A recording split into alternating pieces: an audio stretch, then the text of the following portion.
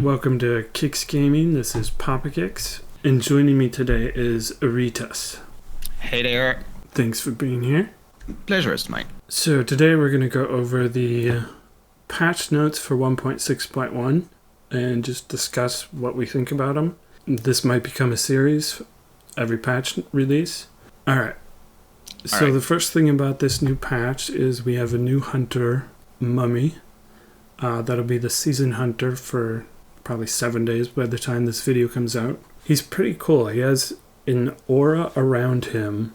It's kind of like the Druid and Angel heal for their awakening ability, but instead of healing, it's a dot on any enemy in that range. It's based on their max HP, which is kind of crazy. It's actually completely insane. I'm not sure if max HP really is a good idea when you look at how much the monsters in Abyssal or even the bosses in Maze have, because they can be used for crazy like poison swaps. Oh, I bet. Right at the end. Mine's only level 6, so I have not brought him to Abyssal yet. But I did go do boss hunt, and I thought I was going to lose. Like, I was the last one on the boss. It was like 40 seconds left. And I get to the boss, and I see 20k per second. And I'm like, holy crap. And then wound up winning and killing it. So he's going to be a fun hunter. I don't know how best to use him yet, but he's going to be fun. What about PvPvE? I'm pretty sure you've played it more than I have. That's the new mode. Well, the mode has a lot of potential. It's basically mixing some elements of co-op and some elements of boss hunt together, in the sense that you are competing to get the kill on the boss. But this time you're also able to kill the other player, which is going to bring a lot of variety in the mix. We've been discussing it on Kicks Gaming Discord, and everybody was talking about, well, you know, what's going to be best for farming and what's going to be, and it's like, yeah, but that's only part of the equation. You know, if you do a really good boss hunter, they might choose a really good PvP hunter and like totally kick your butt just because they keep you from killing the boss. So it's going to be very strategic, I think, and hopefully there's not a meta that comes out where this one hunter beats every other hunter.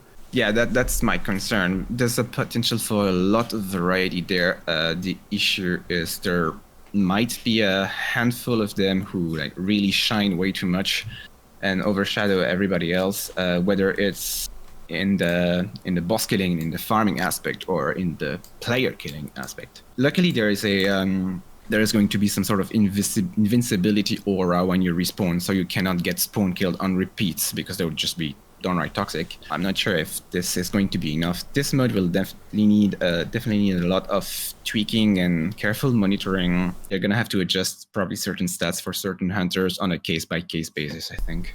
I'm very curious as to what they'll do, because I know you and I discussed it, but just turning off Awakening, even that alone solves a lot of the problems. Like Trickster and Samurai and stuff like that, they're going to be crazy strong. So, I mean, it's going to get a point where they can one-shot virtually any other hunter. Oh, they absolutely can. Except maybe Turtle. Can. And then they kill each other. Have you tried that? What happens if you one-shot Turtle? I haven't played against Turtle in PvPvE yet, but I would assume the likeliest is yes, we kill each other, because Death Strike works on other hunters at the moment. So you can actually kill Turtle by bringing Death Strike, and then because it's Death Strike, it's not damage, it doesn't get reflected. But if you are using pure raw damage, I saw JKK, I think, talking about using Trickster against Turtle, and he was like, do not do that. I'll have to try it. Yeah, one of the things is that even if you have a level 1 hunter, it actually gets boosted to level 10, which is going to be nice. Then it's more open for newer players as well. Definitely going to help balancing it a lot, in the sense that when you look at the level 1 hunter stats, I think you have 100 HP or 120 HP and 10 attack on most of them, compared to a classic 236 and 24 damage, I think, on most of them. Right. 260 if they have Awakening. Oh, I wonder then, if one of the players has their hunter awakened, does the other one get leveled up to 11 or not? That's a good question. But even if it Yeah, did, would they also get the awakening skill? Which I think is the more important part. I really doubt it, because if they are not getting the perks that the actual level 10 hunter has, I don't see why they would get the awakening. Well, yeah, because that one is set and not selected, I see. Yeah. No, it's way too strong. It's just too strong. It'd be nice, but yeah, I guess we'll see what they do.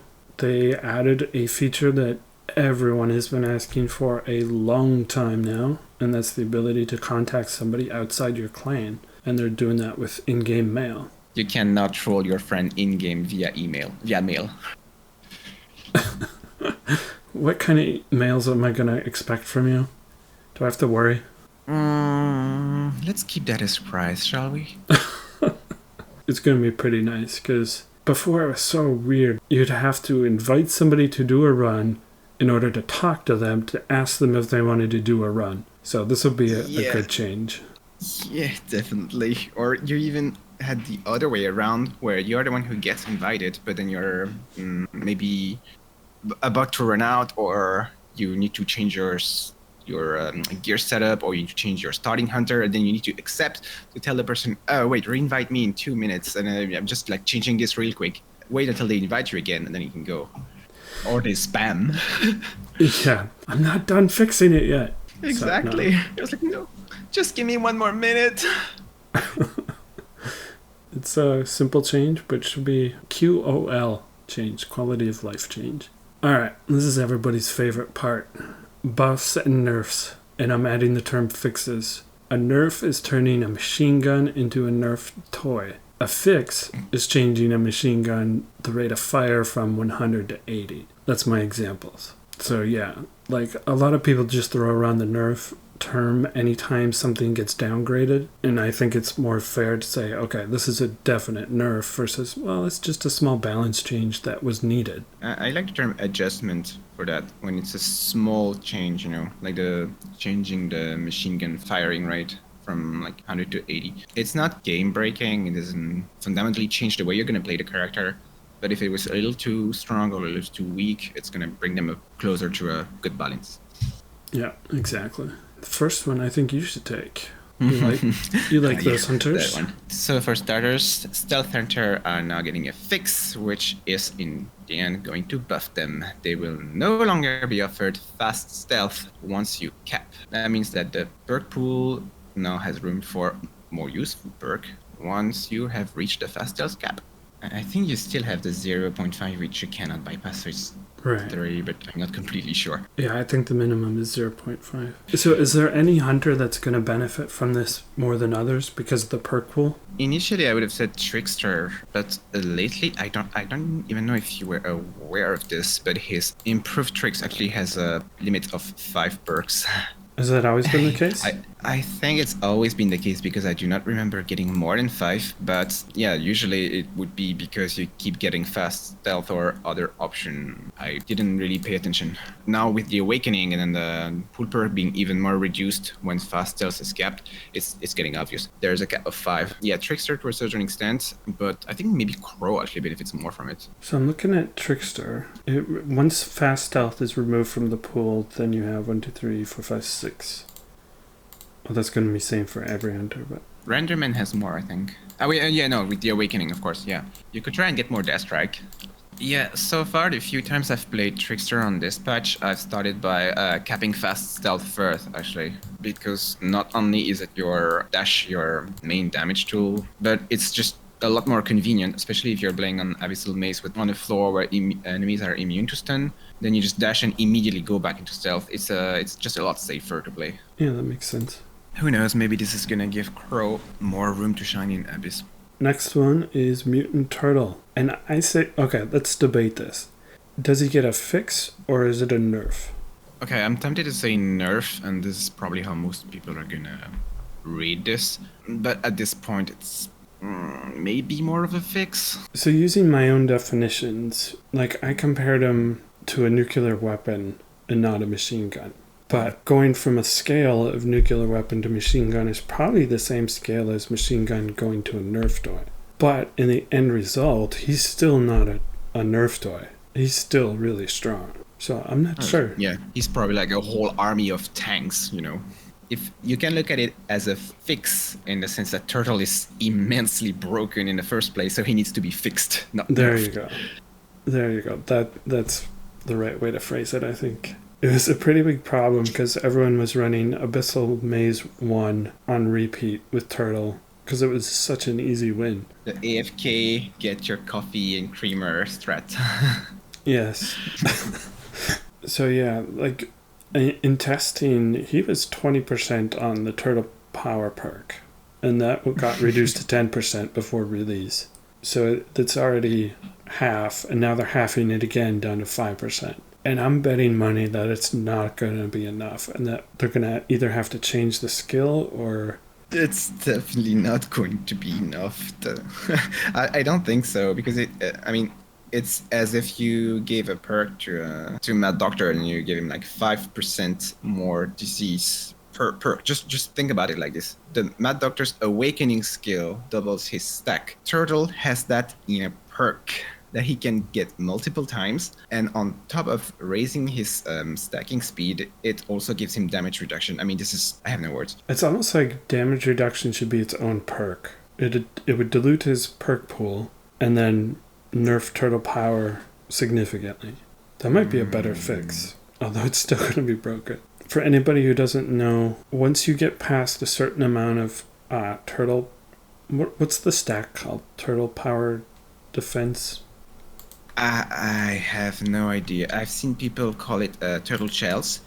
I've seen people call it just turtle stacks. Yeah, I don't call it anything. I just say, let me stack the debuff. That's it. Okay.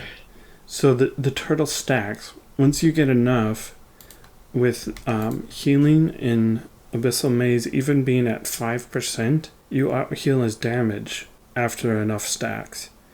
So now that it's 5% instead of 10%, you're still going to get to that point. It's just going to take you longer.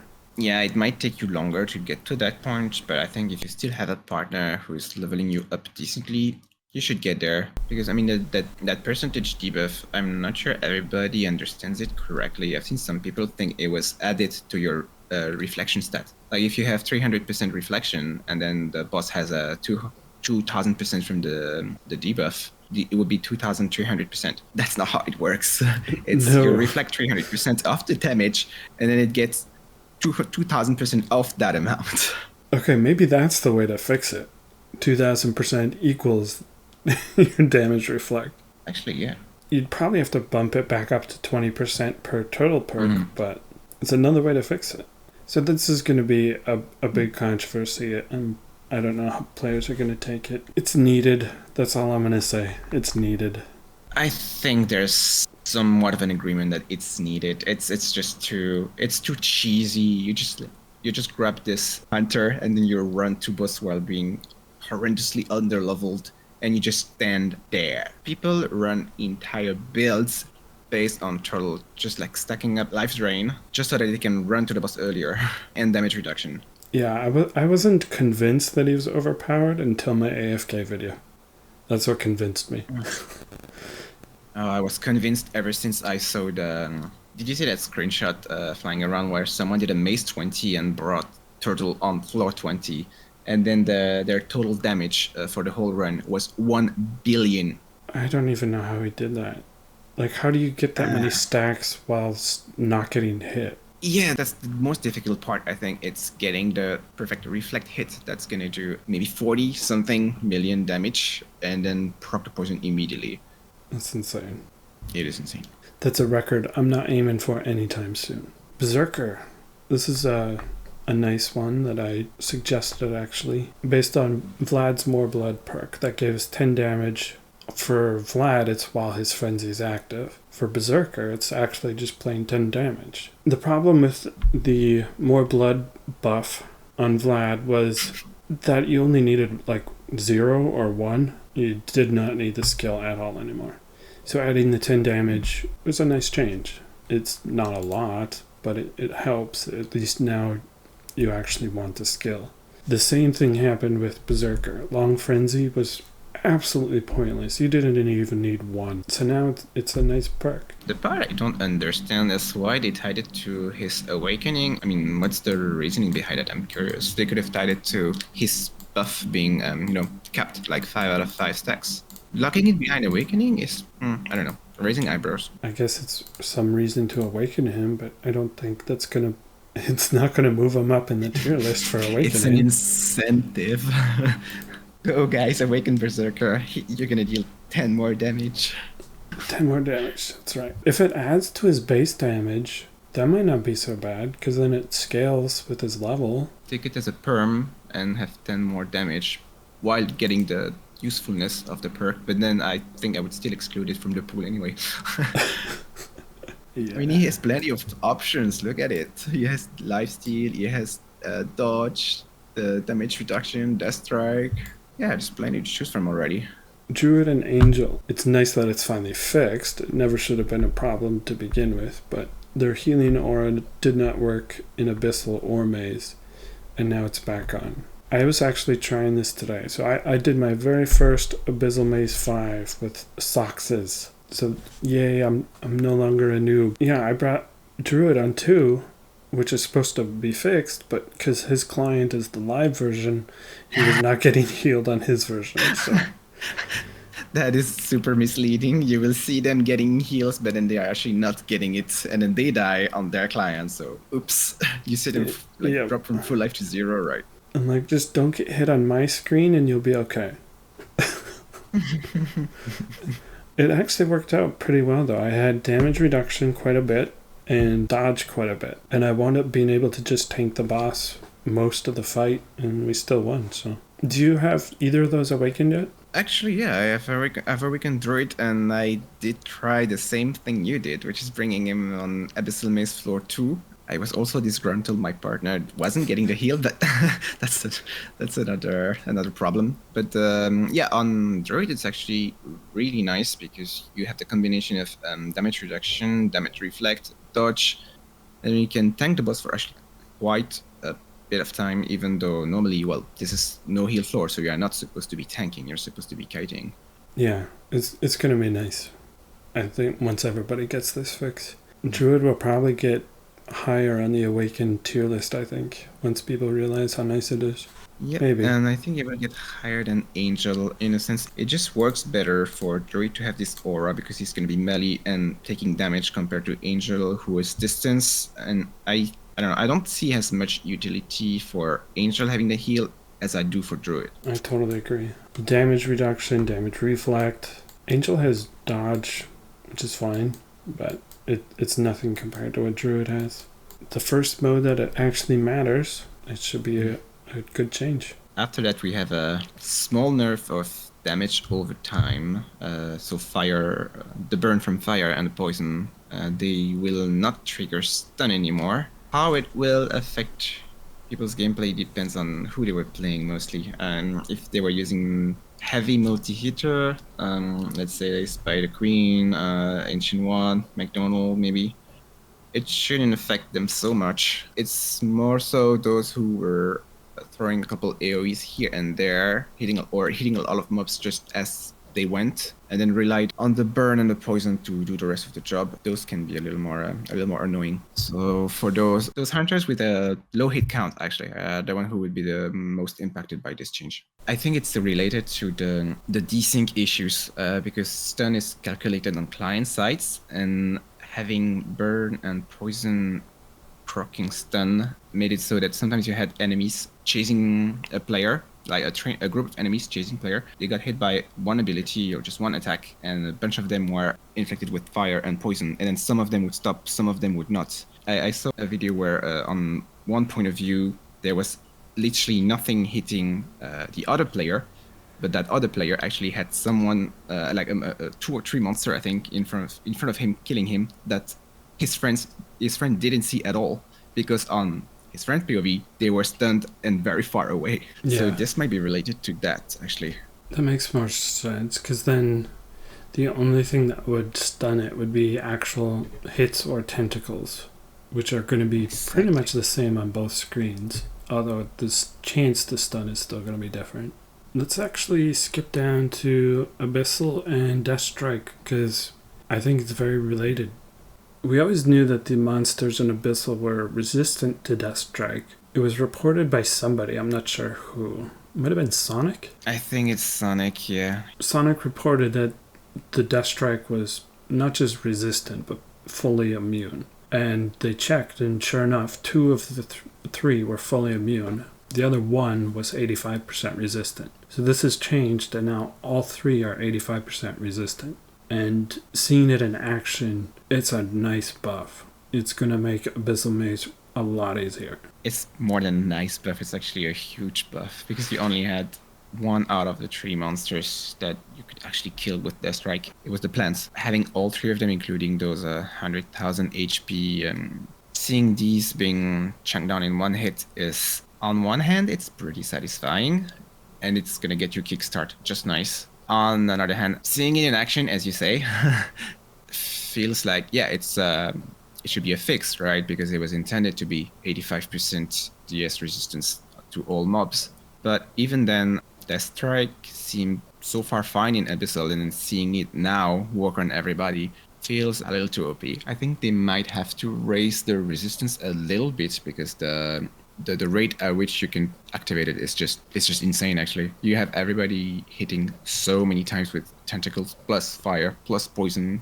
Yeah, I brought it up because you were saying that stun is client side, and so is Death Strike. I noticed it in my Abyssal Maze runs where I was almost tempted to tell my partner to bring Death Strike Hunters just so they would trigger on my screen, even if it wouldn't on theirs. But wait, do they get the XP then if they're on live and then there's a there's a Death Strike proc? Because on their side it's normally impossible. They don't get the XP, but I do. That's evil, Papa. Yeah, but that makes me stronger so that I can help them kill. See, it just goes back and forth. It's a win-win. Okay, I can see that working. We talked about it earlier. People were running floor 1 with Turtle over and over. And it wasn't just because Turtle's super overpowered. I mean, they chose Turtle because it was super overpowered. But even if they didn't choose Turtle, they were still running floor 1 over and over. Part of it was for trophies. Those who were farming trophies with it still had a semi-optimized setup, so they are, I think, the minority here among the AM AM1 spammer. The reason the larger part of the player base who was spamming Abyssal Maze floor 1 was mostly for unlocking Torment. So the trophy fix is that they're lowering the trophies on AM1 potentially to 200. I don't know what it'll be when this goes live, but and then on the other side they're going to increase the trophies for the higher floors, which is a good change. I'd rather people do AM5s and, chase the season or whatever than just spam 1 because it's faster or more per hour. But you said that they were running AM1 to unlock Torment. So the current requirement was 1,000 floors of Abyssal Maze. It now requires 150 level 5 runs.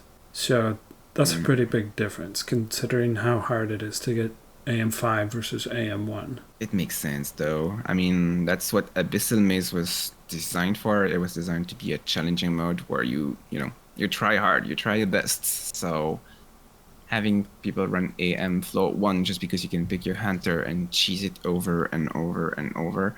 But it works, so people did it, but it beats the purpose. I mean, it defeats the purpose. Especially when AM first came out, it was super hard to get a run to go to 2. I was so low on floor 2 almost every time just because the person would bail. That's not fun. I mean, getting to 5 was a fun challenge, so I look forward to this. But they did give a nice conversion for people. You get a conversion one time of all of your runs to AM5, but at a ratio of 20-1. So if you did 900 runs at AM1, you didn't make it to 1,000, so you don't get Torment yet, and now you're going to have to go back a little bit. But you still get 45 AM5 runs towards that. You went from 90% done to 30% done. So that's a big jump backwards. But it could have been down to 0%. Yeah, but I mean, completely changing the condition without any sort of how to say, not safety nets, but this conversion would have pissed off a lot of people and way too much. It would have completely negated all of the effort, all of the work they've put in. So it's nice that they still did some damage control in a sense. It's not perfect. I think one of the key takeaways was nobody's going to be happy about this. I would call that a fix. I mean, I think even people who were spamming Abyssal Maze Flow 1 to unlock Torment knew it was a bit cheesy. The argument was, well, do we wait for those people to finish their runs? But then new people would have started their runs? Exactly, that never ends. Yeah, so you just gotta pull off the Band-Aid. That's about it for Abyssal Maze. Kraken! The skip button is back. Yay! Do you want to talk about why it kept disappearing? I know you tested this a lot more than I did. There was a massive bug that allowed you to really justify taking the button out because it was heavily abusable. Yeah, it sucks, but if something like this happens, the button just has to go away until that exploit is fixed. We've had 2 bugs, 2 times the button has gone away, and both times it's been crazy game-breaking bugs. So, I mean, as much as we hate it, like, I'm not even running Kraken until it's back. It just has to go when it's broken, unfortunately. And the reason why is because the mode wasn't even designed to be skipped like that. They're basically going back into the mode and changing stuff and having a lot of unintended consequences is pretty much what's happening. And unless they just redo the whole mode... Actually, I wouldn't mind that. I also saw a suggestion recently in that direction, saying they should just make it one map, actually. You know, the part that I would like about it the most is the fact that it would actually cut the loading in half. Because Kraken lags. I don't think there's any dungeon that puts a strain on my BlueStacks window as much as Kraken. Are we there yet? Because especially if you're playing with another player who has some mild connection issues or who is like lagging themselves, like FPS lag, because they've been playing for too long. Oh my goodness, yes. You have the waiting for player in the beginning, and then you have the waiting for player after the skipping. When you get to the ship again, you spend more time loading than playing. So yeah, it would be nice if they actually just redesign the dungeon. I mean, if they're going to keep it in the game, why not? Spend a couple weeks or a week. If they can make it fun again, that would be cool. It was pretty fun to run back in the day, though. Well, the whole wood collection part was not a problem back then. Sure, but I mean, with Maze Gear now, the fact that you can just skip it, it's almost like AM1 farming. You're just going through the motions.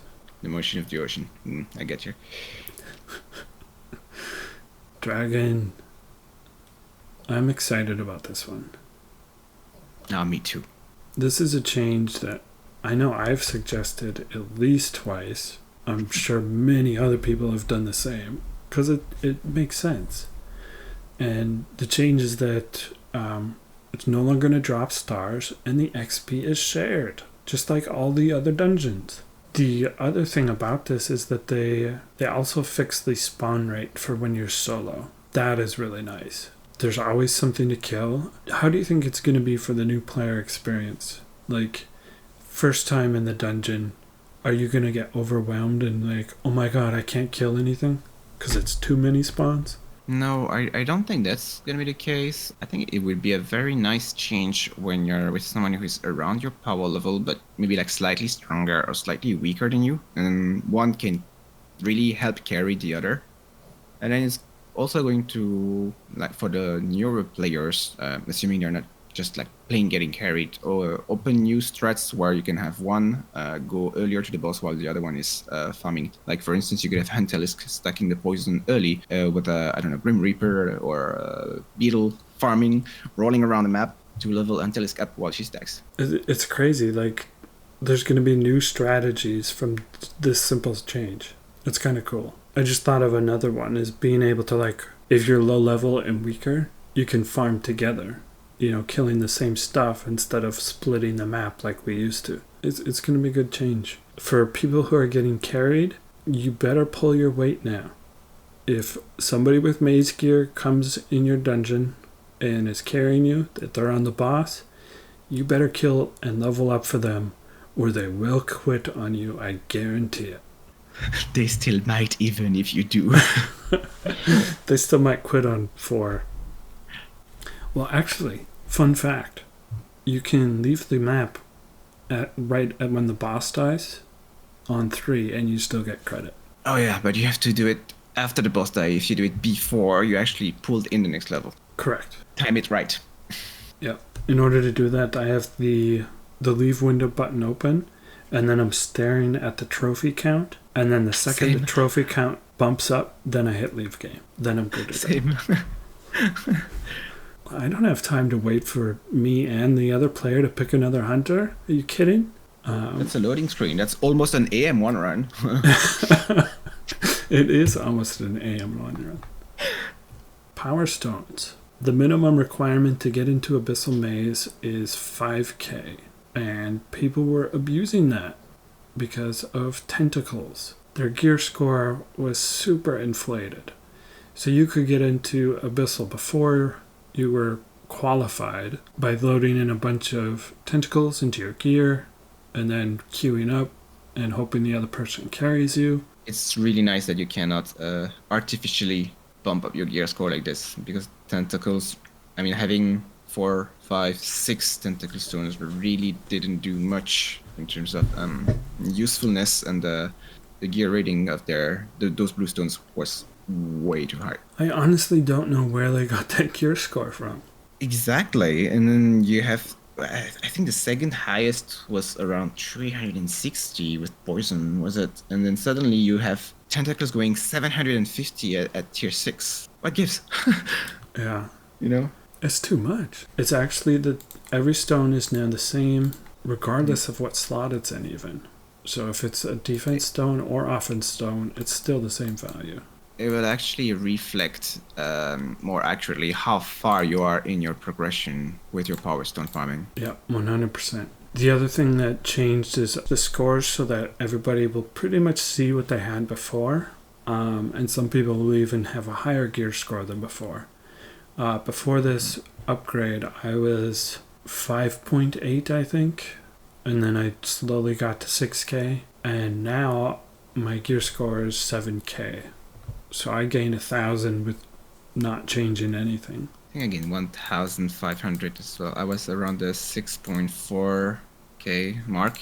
And now, depending on which setup I'm running, I'm at 7.9 or 8,050. So it really is nice, a nice change. The only people who are going to complain about this are the people who are abusing it.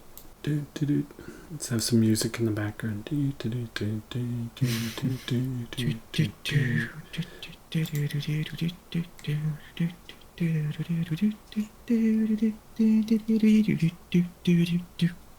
So backtracking really quick, the old gear score maximum was 9,000. The new maximum is 8,250. If you see higher than that, report that player.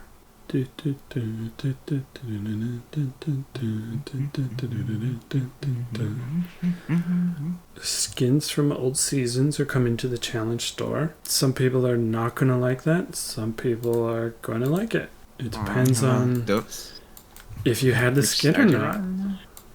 Yeah. Those who had the skin from the season pass will be pissed because it's not so exclusive anymore. I mean, in the longer run, it makes sense for them to add those skins. How do you define the term exclusive skin? That's a question for Will Gates. Exclusive would mean the only way to get it. It's get it now or miss out. And I would agree with that. But then again, that was almost a year ago now. But, I mean, unless they bring those hunters back for a new season pass, I just don't see it. It's supposed to be exclusive. I mean, this can't be the only game that has exclusive things that if you weren't around or you didn't buy it, you missed out. Yeah, true. True. And especially those who are heavily bent on collectioning all the skins and all those unlockables usually also fall in the whale category Well, not Not like even necessary, just but whale, but competitive, I would say. yeah, yeah, So- competitive, yeah.